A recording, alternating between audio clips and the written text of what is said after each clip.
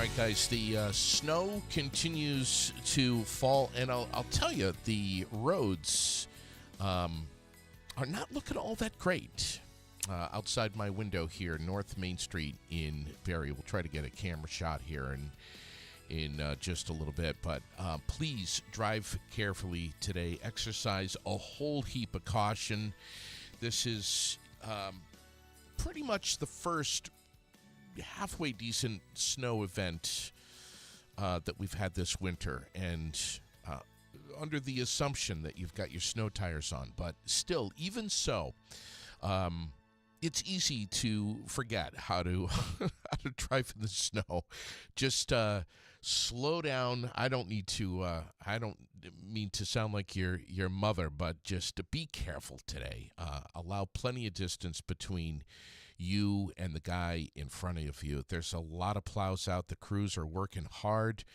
Don't crowd the plow. I know that's been kind of a cliche statement over the winters, but just it's true, especially on the big road on the interstate. Keep your speed in check today. Stay off your devices. Don't be driving down the road, putting your makeup on, or reading the paper or on your phone. Be careful. It is Giving Tuesday, and as I said, we've got another huge agency right here in central Vermont that is doing so much for Vermonters. Not 5 days a week, 7 days a week, around the clock, and some great people that are with me on the couch. Let's take you there.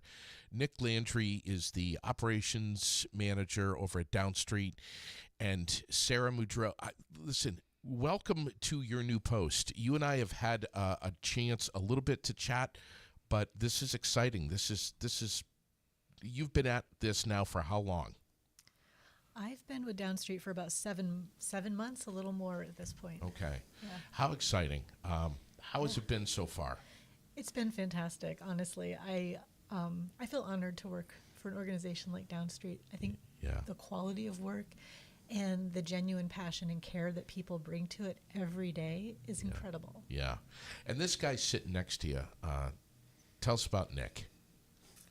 Nick is our, what is your title? Operations manager? Operations manager. That's the official title. But Nick is our jack of all trades in the office. He works with every department, and he is learning, I think, probably every department at Downstreet, from compliance to communications. He does IT. He does support for all of us. Nick is kind of the linchpin, I would say, in our office.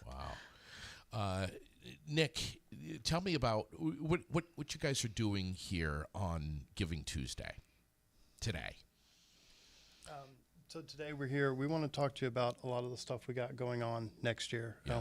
We've got a bunch of projects in the pipeline for 2026. Sarah's actually we brought the list today because there's a list awesome. of things. Perfect. But this is an opportunity today for folks to make a donation if they would like to Downstreet, and I'll get the link up there in the comments. But you guys are doing real important work here, and there's really some exciting things on the horizon. Let's tell me about some of them. And there's no rules here. You can cut each other off. You can jump right in. What's coming up in 2026? Well, maybe even recap the end of 2025. I mean, look at this right here in our community. The Speranza Inn, we got the Fox Run. Those are just two of the big hitters. Ward 5. Yeah. Ward 5, Brommer Street was redone, and we converted a schoolhouse. So that was a big win. That was a property that was off the tax rolls. So we put it back in the tax rolls. We converted it to 9 units. We helped 4 people exit homelessness into permanently affordable housing. And we really created a community there. It's actually in my neighborhood. That was, as a kid, that was my bus stop. So it's nice to see the building. Yeah. It looks beautiful now. And they did, in July, the residents, just of their own volition, got together and hosted a July 4th picnic for not just the building, but everybody in that neighborhood. And they went around and invited people down. Wow. And Angie's been in here. Kathy's been in here. There's some really exciting things that are wrapping up here in the month of December over at the Speranza Inn. Yes. Yeah, the Speranza Inn we purchased and started operating in April, and that took a massive renovation of that property. But there are 42 rooms there, 30 of which are now fully finished and fully occupied, and the other 10 will be coming online this month. And that project it's a homeless services hotel in downtown Barrie that serves our community, helps people have a stable place to be and get back on their feet. The old Quality Inn. The old Quality Inn, yeah. And if you've been by, it looks incredible. It's a beautiful, beautiful color now. Nick, share with us what happened over there at Thanksgiving, because I just love stuff like this. So Kathy had a great idea where we could ask just a couple members of the community, affiliates and staff to donate a couple of pies. And that was the idea, was we'd have some pies and we'd do a nice pie breakfast for Thanksgiving. I had 3 pies left at the office. Wednesday night I ran up there and I couldn't put them in the fridge because the fridge was full and the counter was full. There was about 2 dozen pies that were donated. There were some guests who were staying at the hotel. One of them was a former cook, and he was giddy with the kitchen. He was telling me about how he made quiche for people in the morning, and he's going to come down Thanksgiving, and he's going to be heating up pies and serving until they run out of food. I love that. It's so great. Let's talk about the coming year. Yeah, the coming year is going to be a really exciting one for us. I did bring the list because there's a few projects, and we didn't want to forget any of them. Mm-hmm. A couple of things. We're going to have a grand opening in Waterbury in the spring for Marsh House, and that is going to add 26 new affordable homes. So that we'll be leasing for those in the spring. People will be moving in next year. We're also going to be doing 3 projects. We're going to be groundbreaking on 3 projects that will be here in Barrie, in Montpelier, and in Johnson. And those are all multifamily apartment buildings. And the total number of affordable homes that will be added through those 3 projects is 77 in central Vermont, which is just extraordinary. And so those are groundbreakings all happening in 2026. We're also going to be buying 8 cabins up in Morrisville and renovating those into single family homes. 6 of those will be becoming shared equity homes. And then there's 4 homes that we're going to be opening in Montpelier this year that are also going to be part of our shared equity portfolio, single family homes. It's a lot of homes that we're adding to the community. You know, I was looking at your social media recently. The team that you guys have over there at Downstreet is huge. Yes. So like Sarah, it's been 7 months. I've been here for just over a year. Half those people in the picture were new hires in the last year. So there was about 30 staff in total when I came on, and I was the first of 17 new positions that were created. Wow. And we've created about 12 or 15 more positions in a second wave of hiring, and that's building out the staff for the Speranza Inn, because it's not just a hotel, it's wraparound services. So we have a case manager on site who's coordinating with the goal of helping those people not just have a place to stay. That's important. That's the first move. And then secondly, what other services do they need so they can successfully transition into permanently affordable housing? Let's get them housed and employed and integrated back into our community. When you say the words permanently affordable, let's give a kind of a definition of what that is. It's long-term affordable. Yeah, actually forever is the legal term that we abide by. We have what's called a forever covenant. So when we do projects like Fox Run or Ward 5, we get HUD money from the federal government, and they say it has to be affordable. And they say you have to not only make it affordable, but you have to keep that building in your portfolio, and you must keep it affordable by federal definitions forever. So when we build affordable housing, that is it. Rather than a limited time. Yeah. At no point do we transition into market rate housing or do we get to hike the rents. There's guidelines, so that the numbers change over time because the markets change. The specific definition of the dollar amount of affordability will change over time, but we will forever be within those federal guidelines. They will forever be affordable housing. That's what you just said is so important. There is some flux here. I mean, of course there is. Mm-hmm. It's the global economy. I mean, it's everywhere. But keeping it within within the means that people can really not only get in but stay is the key here. That's the goal. That's the goal. So it's all income based. So our North Star, our federal number that drives all these regulations is what's called the AMI, the Area Median Income. So for people who don't math, because I know there's not a lot of math. I'm a math geek, but not everybody else is. I'm very much not. Okay. So median is basically like an average. It's just a fancy way of doing a more accurate average. So they look at the income for Washington County, and they say, on average, this is the income. And then we're going to peg affordability at 80, 60, and 40% for the various programs of that average number. So part of the struggle with that in Barrie is that average number includes Waterbury and some more of the affluent towns.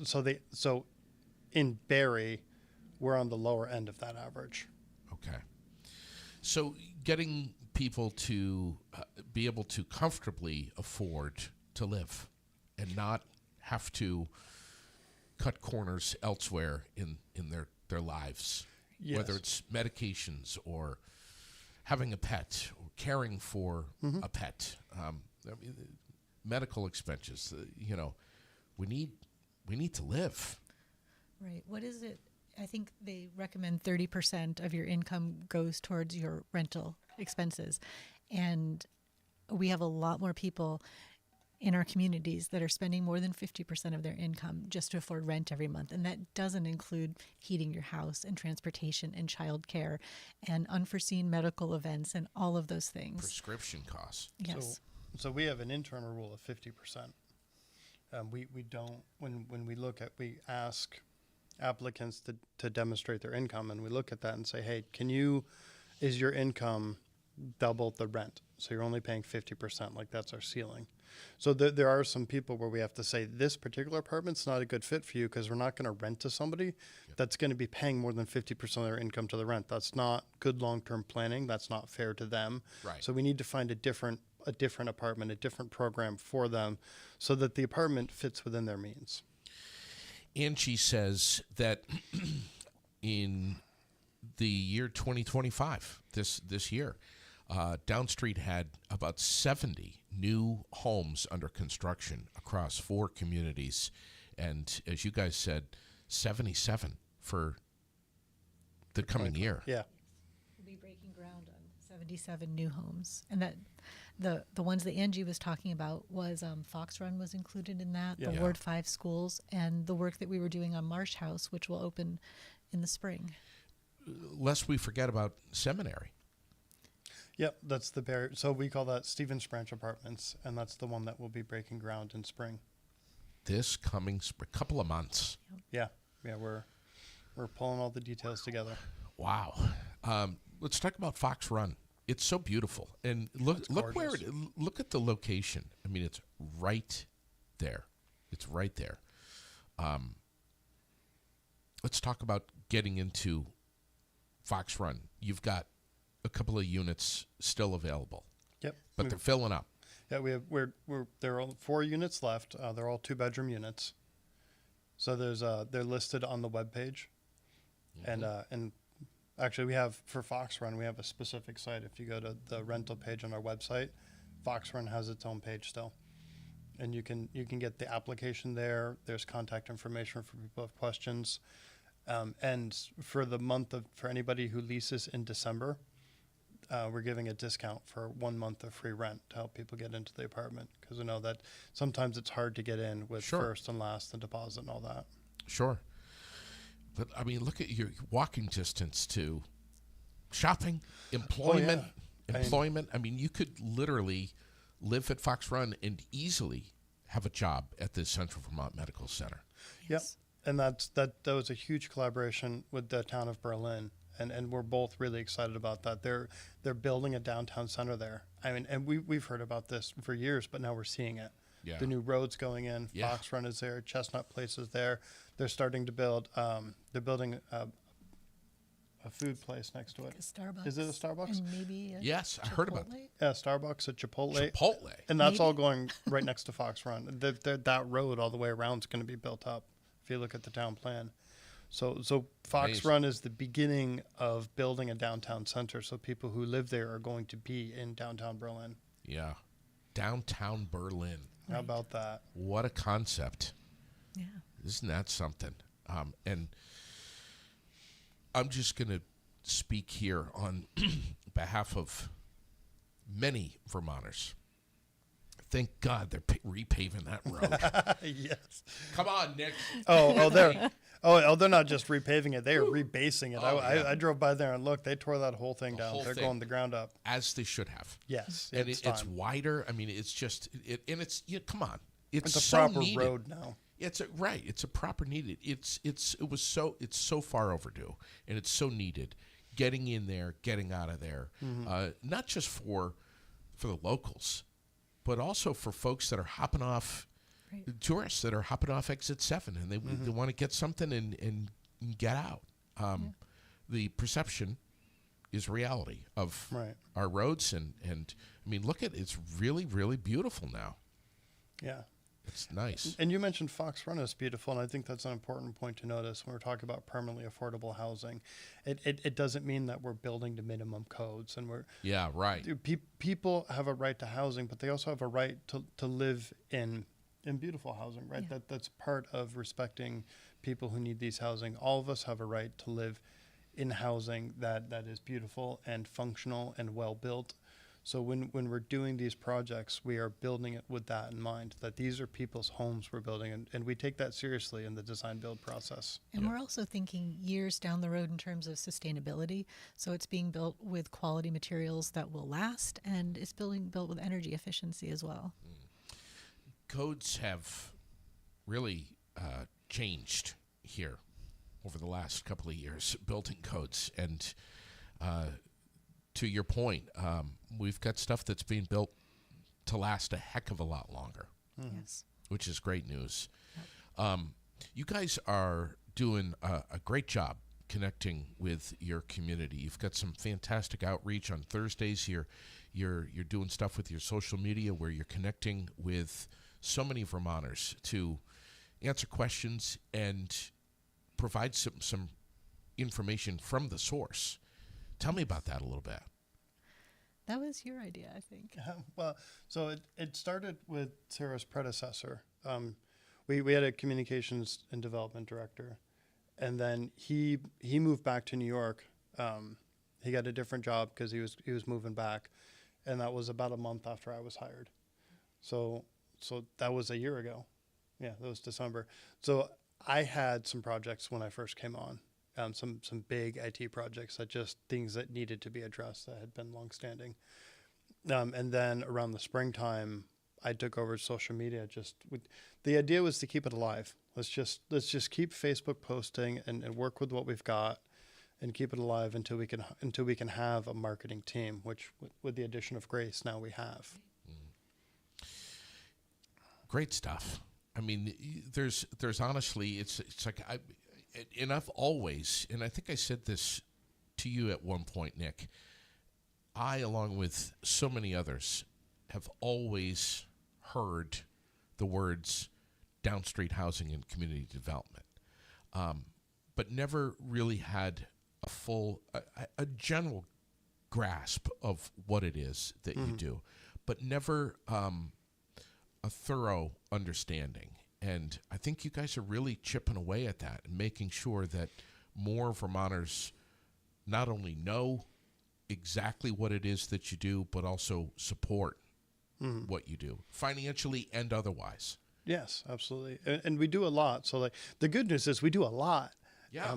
The challenge with outreach is we do a lot of different things, right? Exactly. So it's not a short answer.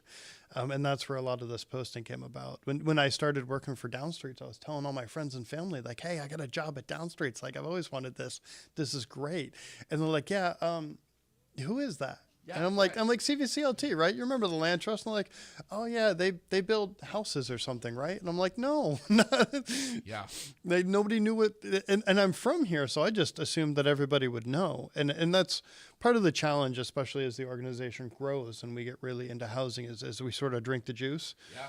So I know, and I assume that other people know, and this seems really obvious to us, but but it's not obvious to everybody else because we're just talking about it to ourselves internally, right? We need to help it be obvious to everybody else. Sure. By talking about all these things like the Thursday FAQs. Yeah. To answer these, we have questions that keep coming up. So we keep posting those questions and the answers to those questions. You guys are on track to own what now? 800 apartments, somewhere in that figure. I think we're over 800 now. Yeah, with the addition of Lamoille County, we crested 800 a few months ago. All right, so almost at 1,000. we're 70. Jeez. 70 here and 70 there. We'll get there. and just under, if I remember correctly, just under 100 manufactured homes, I think, somewhere in that ballpark. Yeah, the it's mobile up home there. parks. Yeah, Bridge Street, Limehurst. There's another one in Williamstown. And I think there's some, I'm less familiar. I'm still learning the Lamoille portfolio. Like that doubled everything. So it's amazing. I've been taking drives out to Morrisville to learn. You guys just have partnered up with the Vermont Housing and Conservation Board and hosted the Vermont House Appropriations Committee on a tour of some of these projects, which is pretty slick. I think that's important. We do a lot of work with VHCB. They're a huge partner. They because they get these things cost money. It was a little over $500,000 per unit, and climbing, times 77 units next year. So I'm not good enough with math to do that in my head, but it's a big number, right? It's a huge number. It's a big number, and not all that comes from the federal government. And what comes from the federal government comes with strings. So anytime we can get it from state or local, that gives us more flexibility to have projects that are more designed around the needs of the community and less designed around the constraints of the funding. We're head first here into a new legislative session. Do you feel that the powers that be under the Golden Dome are really as privy as they maybe should be to the good things, the great things that you guys are doing at Downstreet? Are they as aware as they should be that you guys are really chipping away at the homeless crisis that we have in our state? Yeah, I think they know, and they're very supportive. And good. And Angie and Kevin do a lot of work communicating in Montpelier, and that's what helps build these partnerships with these state and pseudo-state organizations that keep us going. Yeah, we all hear the word affordability. We all hear the word housing. Often those two words go together, and those are hot buttons, man. I mean, three of us know that. Those are buzzwords here in Vermont. We really need to get this figured out, and it affects everything. I mean, it's really the foundation of, if we don't have that, we're not going to have these other things fall into place. It's the foundation of our community. It is. So when we have housing, then we have people who can live here. And when we have people who can live here, now we have people who can work here and people who can generate income and pay taxes and contribute. That's it. Right? All of those things predicate on those people having somewhere to live. Yeah. Right. And it's not just people moving in. It's people who grew up here. Right? Like I've spent most of my life on the same hillside of the same valley, and I struggled to be able to buy a house in Perry. I had family members question why I bothered moving back here. Both of my siblings, they left, and they do very well in other states. Yeah. So we have programs that help with that. Like you mentioned, the shared equity program. That's huge. That helps get people into houses. That helps with that down payment, that sort of unreal number that we need to have to get a mortgage. What about home share? Is that anything that you guys get into, discuss? That is not us. That is not. There is an organization who, Vermont Home Share does that very well. So that's a need that's being met somewhere else. Yeah. This is a time when so many of us are counting our blessings. We're so grateful for what we have. Some of us don't have a lot, but this is the season, it tends to be anyway, where we do count those blessings, even if there are few and far between. We've also said that, and you just said when you came in the building, Nick, we're what a bad day away. I think was your words. Yeah, a bad day away from being homeless. So many people are one bad day away from, anything could happen. So shortly before I came to Downstreet, I lost a job, and that was a rough day. And my first crisis that crossed my mind was like, how many mortgage payments can I make before I run out of money? Like I lose a job. The next thing to go is I lose my house. Right. And it was 8 months of 6 banks to be able to get a mortgage to keep that house. And I don't want to have to go through that again. And so, and we've seen it. We've seen, the sad stories are the people that come to Speranza in places like that because their house caught fire. Sure. And the insurance money came through, and it's not enough to buy a house. So now then it's not enough to get an apartment. Now what do? We had a family who they were paying the rent, and they did everything right. The landlord was not paying the mortgage. And when the bank foreclosed, the landlord still gets to keep all that rent money, and the people who live there are pushed out. The great story is we for both of those people, they were able to, one through Speranza and another through Ward 5, and we were able to get them into housing and support them so they could move forward with their lives. This could happen to any of us. Yes. Any of us, including the 3 of us sitting right here. You mentioned fire. I mean, you could be in a horrible accident. You could have a health crisis. I mean, there's so many different things that could be stacked up against you where you need help. Mm-hmm. It's scary because we don't have a lot of social help right now, and people are falling through the cracks with social programs, which is why I'm proud of the work we do at Downstreet and why I come to work. So there are a lot of people we can catch before they fall through, and we can help them with shared equity programs. We can help them with subsidized housing. We can help them through Speranza. And we can help them through SASH and wraparound services, and this is why we do.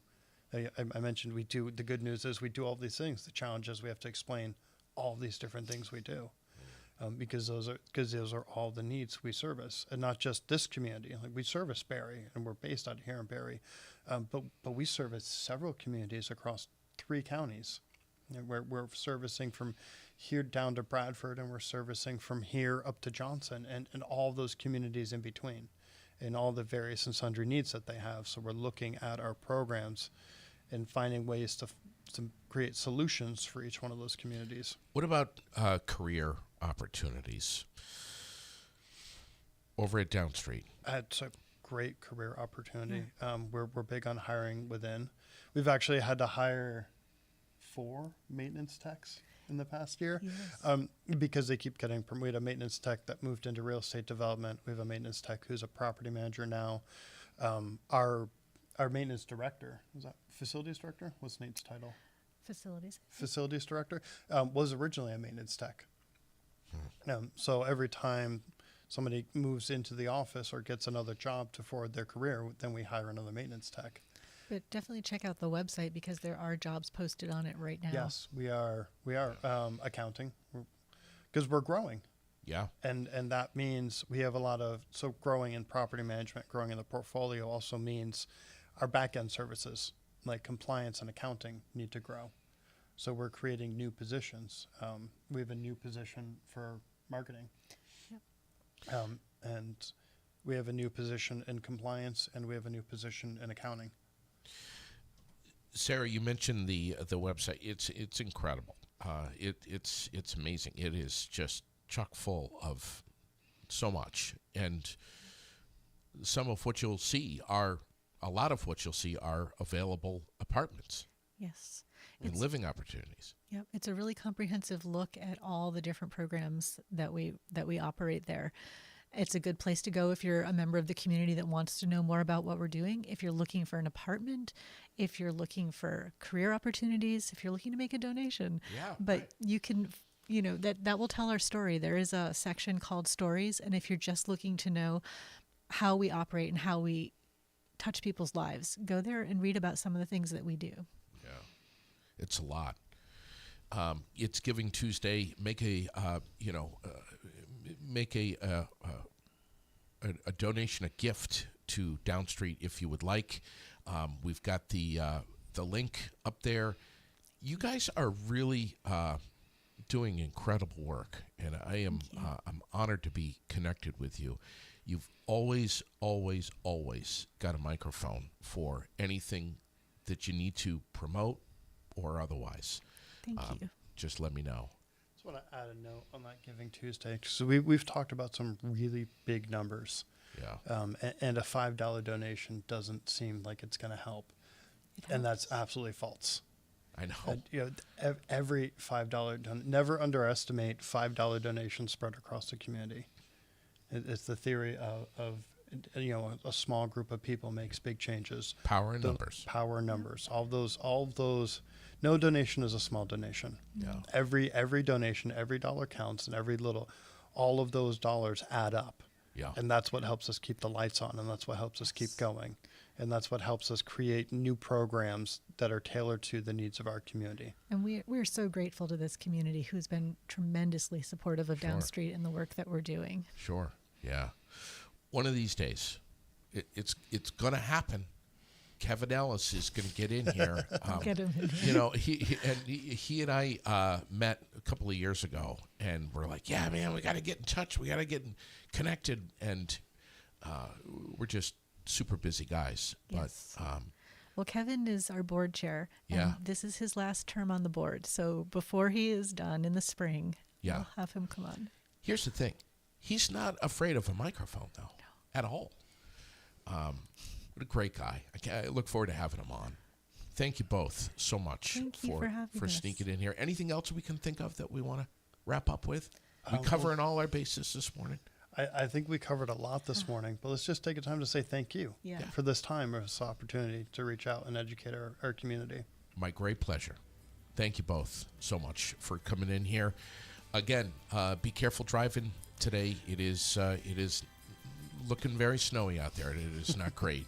Go easy today. Thank you both so much. Now, Thank you guys don't need to drive out of here. you. No, You're going to walk we're gonna Right cross there. the parking lot. right across the parking lot over on Summer Street. What a great building that is, too. It's really beautiful. is. It's absolutely beautiful. Thank you both so much. Downstreet, Sarah Moudreau, and I am saying that correctly. Madrew. The Director of Development and Operations Manager, Nick Lantry. Thank you ever so much. Thank you, JD. Thank you, JD.